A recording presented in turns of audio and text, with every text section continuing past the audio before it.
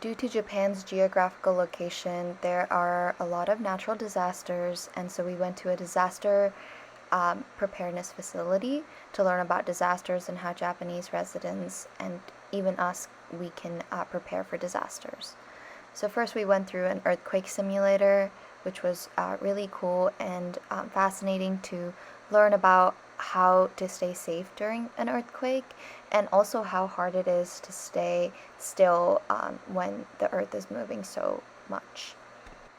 We also did a smoke room simulation and then a flood simulation where water levels can reach up to 30 centimeters high. So we had to get out of a car door like seen here, as well as a subway door. And the subway door was harder than the car door. And here's a video of me doing the car door, which I did 30 centimeters of water. And it was quite hard to open the door in that setting. And here you could see that floods actually reach up to a height of 2 meters, which is really scary to think about. And we also did a typhoon simulator where we suited up in these top to bottom raincoats and experienced the winds as well as the water pressure that you would in a typhoon. Next, we went to a flood management facility where we actually saw, in the case of rivers overflowing and floods occurring, how the city has put in measures to prevent huge destruction to the infrastructure, as well as make sure their citizens are safe.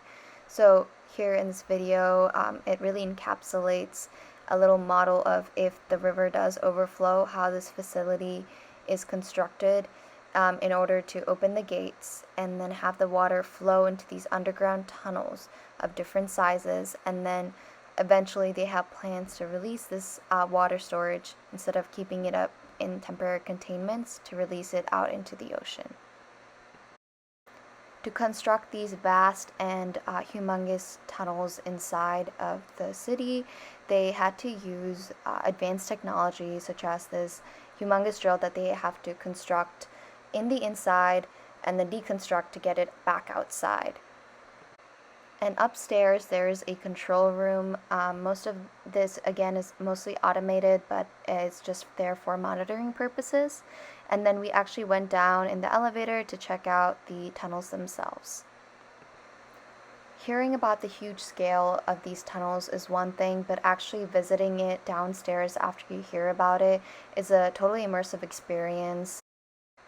So we go through this tiny little door, and that's essentially how you get to these tunnels, where the first tunnel is smaller, and this is where mainly the water flows through first, and then this water travels depending on how much volume of water that is flooding or overflowing, and into these larger tunnels where it's redirected into temporary containment, or again, they're planning to expand this project out to the oceans, so all the excess water can be redirected back to the oceans.